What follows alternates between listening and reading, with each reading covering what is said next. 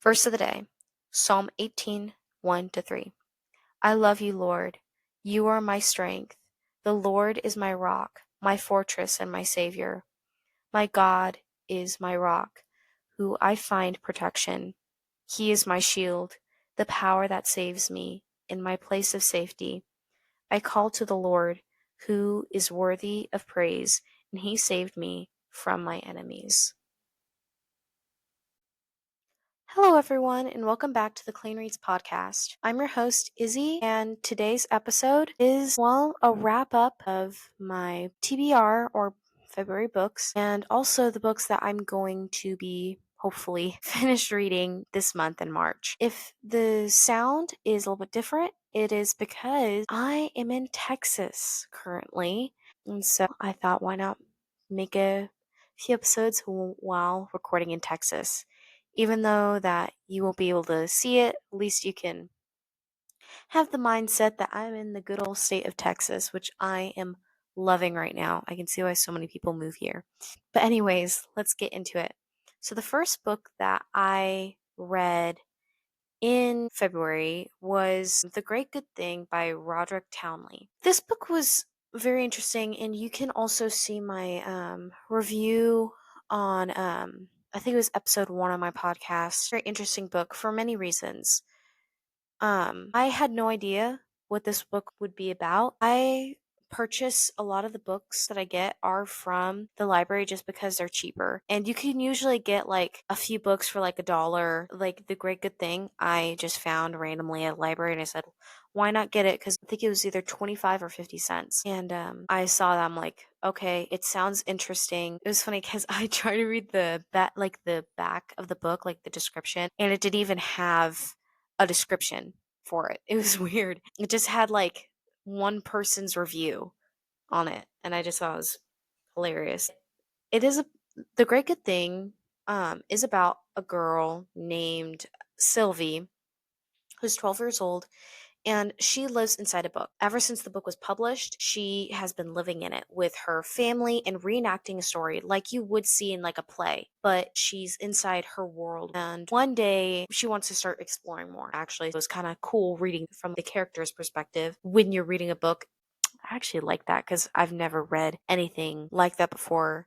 I've read first person, second, third person, but not like first person when you're the character itself inside a book, as if you're reading about a character, as if it was a biography. She decides that she wants to explore and get out of her book, and she goes into the dreams of this one reader. Man, was it Mary? Man, I just can't remember right now, which is fantastic because that makes me feel wonderful. And she goes on this huge adventure. If I were to explain the whole thing, it would take up this whole podcast episode. So if you want to have a deeper dive into this book and what's inside it, please check out the first episode that I have out on my YouTube channel and on my Spotify, whichever platform you're listening to right now. I really liked it.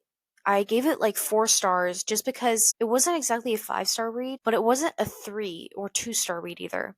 I really enjoyed the storyline and the plot.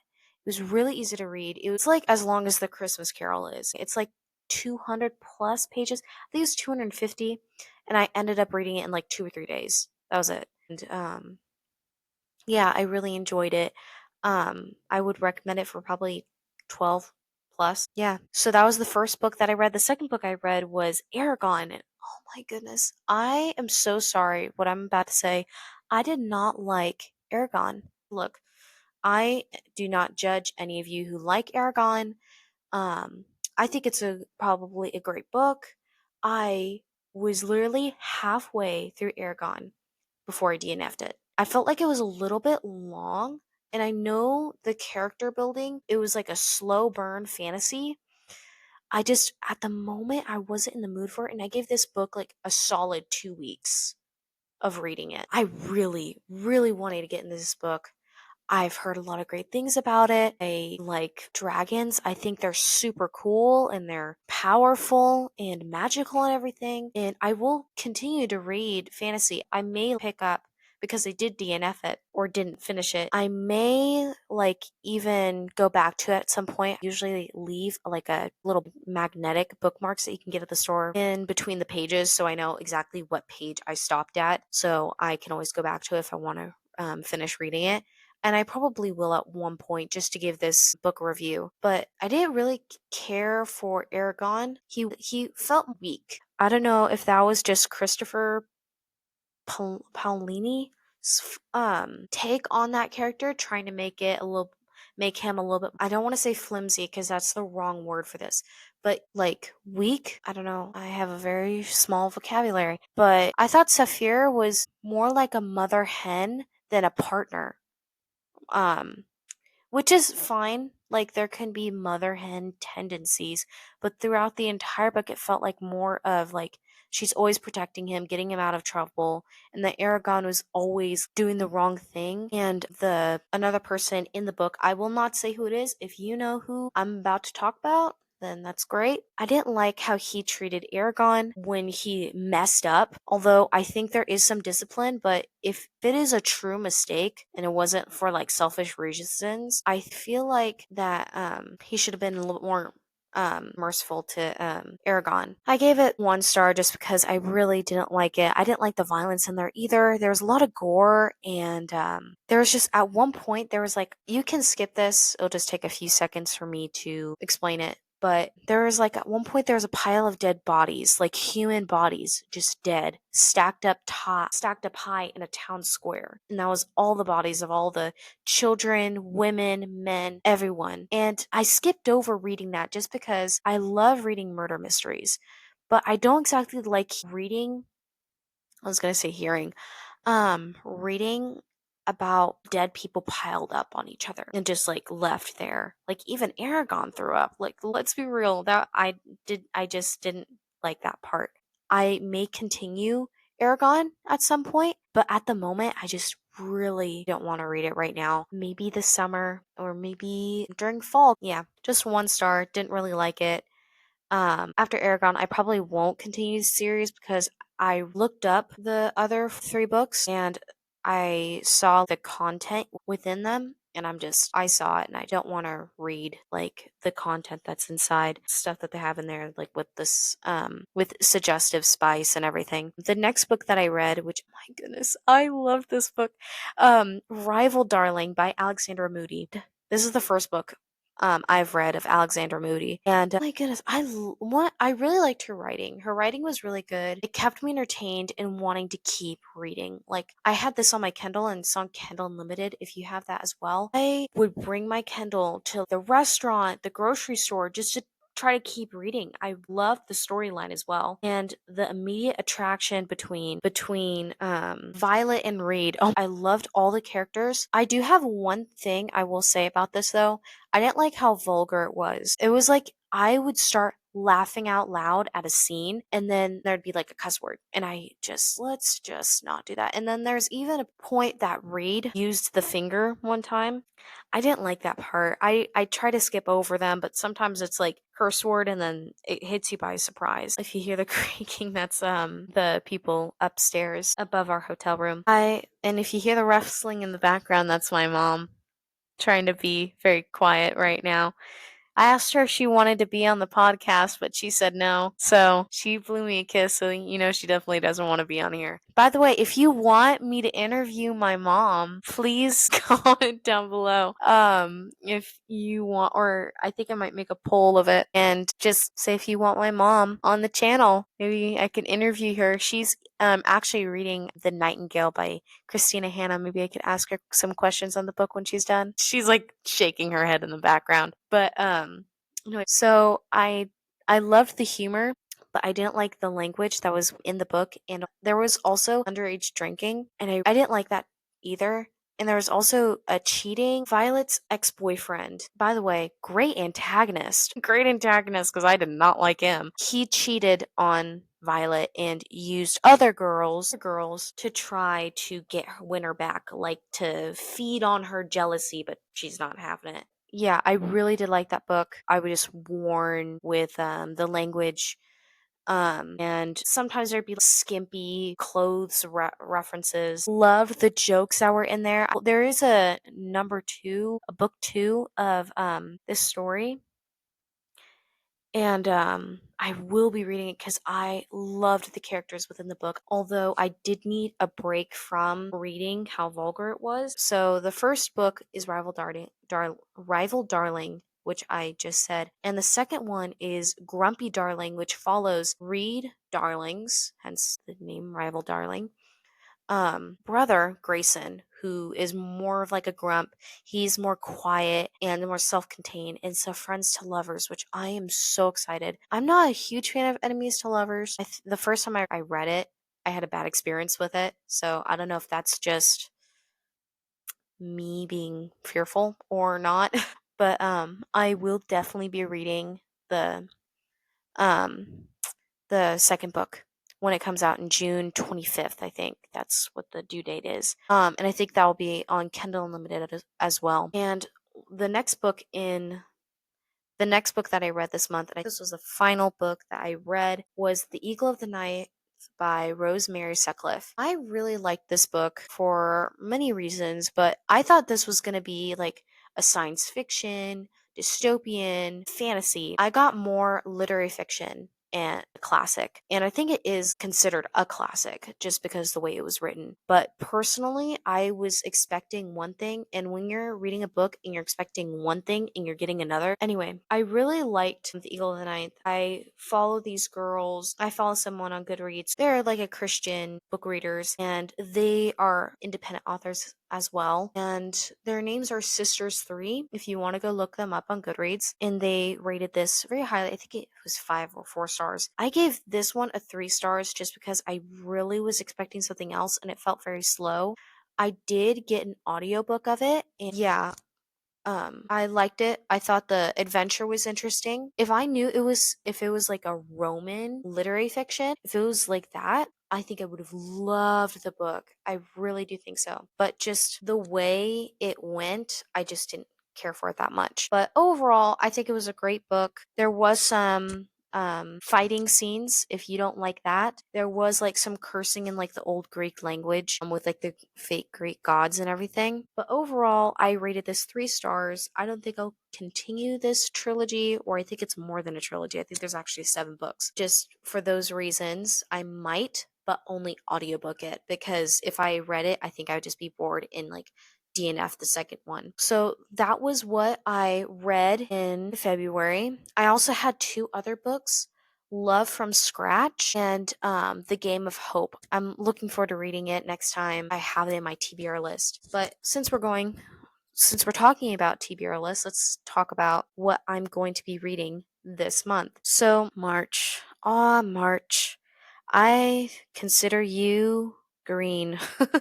When I think of March, I think of green. And one thing that I thought when creating a book stack for my mom to pick out for this month for books, thank you, Mom, for that, for the books that you picked out for me.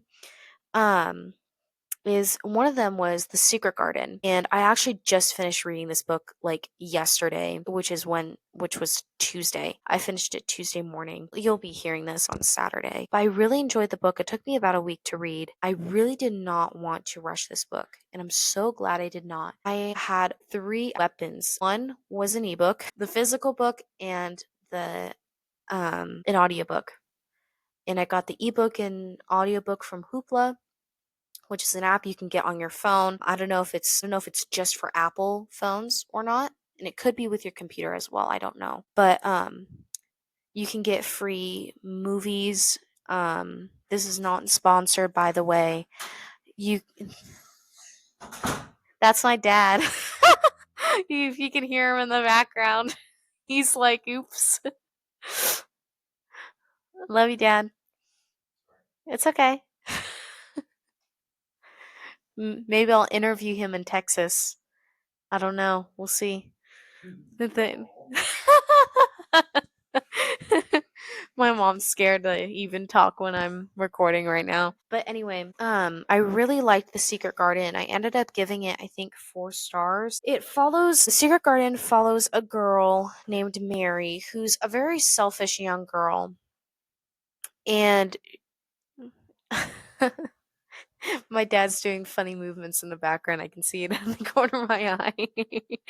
But The Secret Garden follows a young girl named Mary, who's I think it's in the first chapter of the book.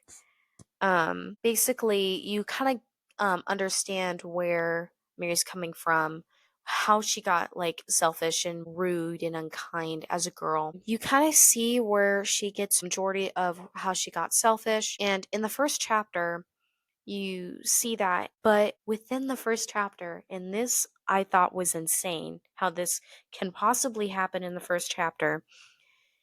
And if you consider this part a spoiler, you can go ahead and skip for a few seconds. Her parents die, as well as all the servants in the household where she is in India, and the ones of cholera. And all the ones that did survive ran away and left her by herself in her nursery until one day a man walks in and discovers her in the nursery just by mistake. He thought everybody was gone, and she goes to live at her uncle's place where she basically develops in many different ways. And I don't want to like reveal anything about this book. This is a great book. There's like I think there was one word like it starts with a J was the only bad word that was played in here, which it didn't mess with me too much. It was like one time and it was towards the end of the book. Yeah, this was a really good book. I do recommend it for I would say for like maybe 12 plus, maybe 13. I don't know. You have to be very patient with this book because it's not like a quick read. It is longer because of the way it's written, but it's also modern enough where it can be digestible. Anyway, on to the next book of this month, which I'm actually currently reading right now, is The Green Ember by S.D. Smith. This book is about rabbits, and I honestly have been putting this book off for so long reading it, but I'm really glad I started reading it. And being like an older teenager and appreciating this book, The Green Ember is about Heather and Pickett, which are rabbits, and they go like through this fantasy world to try to find all I think it says on the description kings fall and kingdoms totter, tyrants ascend and terrors threaten, betrayal beckons and loyalty is a broken road with peril around every bend. And this book, like S.D. Smith, is a really good writer because it has taken me a little bit, but I'm just about to hit 10% in the book right now. Um, I'm really enjoying it. I love the way he's writing things, and I can perfectly picture a little hollow. Sometimes I picture people, which is fine. I don't know why I picture people, but they're rabbits where they're very adventurous and I think it's like a I want to say sister and brother bond with Pickett and Heather, but it should be a rabbit bond. I'm just kidding. And I'm really excited to finish it. I'm a slower reader, so I don't know when I'm going to be finishing it. And once I do, I think I will be recording and publishing an episode on this. And I'm actually really excited to hopefully, I'm predicting this will be 4 stars, a 4-star book, which is really good, or 4.5. But hopefully, S.D. Smith keeps it coming. The next book in my TBR is Agatha Christie, Five Little Pigs. Um, or I said that backwards. Five Little Pigs by Agatha Christie.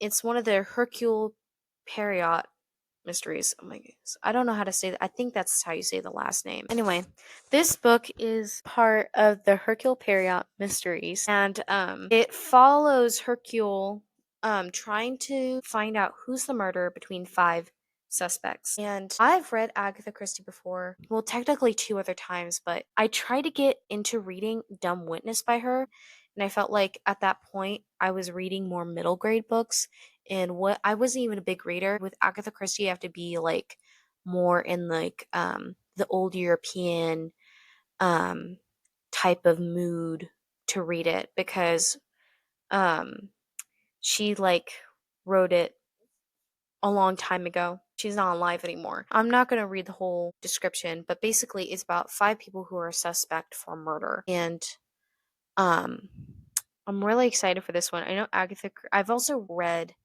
um Murder on the Orient Express. I loved that book. I should honestly, you know what? That may be an upcoming episode because I think there's so many things I could say positively about that book. To me, that was like a 4 or 5 star book. I really enjoyed it. The next one is Keeper of the Lost Cities, and I actually got this recommendation from my friend's friend while at the beach one day, and she said that she's reading it right now. Her brothers have read it and they all really like the series. I know once you get into Keeper of the Lost Cities, it is a commitment because they're like 600-page books. They're really long, but they're also, I think, worthwhile as well. And I'm really excited to start reading it. Keeper of the Lost Cities follows 12-year-old Sophie Foster. She is a telepath, and I'm reading I don't have the book on me since that book is so heavy to lug to Texas. So I'm reading the description on my phone. So just bear with me. She's a telepath, someone who hears the thoughts of everyone around her. That's cool. That's probably a blessing and a curse all in one. Everything changes the day that she meets Fitz, a mysterious boy who appears out of nowhere and also reads minds. She discovers there's a place she does belong, and that staying with her family will place her in grave danger. In the blink of an eye, Sophie is forced to leave behind everything and start a new life in a place that is vastly different from anything she has ever known. Sophie has new rules to learn and new skills to master, and not everyone is thrilled that she has come, quote, home. There are secrets buried deep in Sophie's memory. Secrets about who she really is and why she was hidden among humans that other people desperately want, would even kill for. I'm actually really excited to get into this book. I know this is a very popular series, and I kind of want to get into it. And I can see why people like would get hooked onto reading it just because it's like it follows this girl, like 12-year-old. She's kind of normal, and then she gets thrust into a world where she is kind of meant to be along, but nobody wants her to be there. I'm really excited to read this book. Please let me know if you've read this book, and maybe you can get me even more encouraged into reading this. And if you have any questions about any of these books I'm listing to you, comment down below and I'll try to answer them the best I can. So, yeah, so that is my March TBR for this month, and that was my February TBR. Thank you so much for listening, and I hope you have a blessed day. Bye.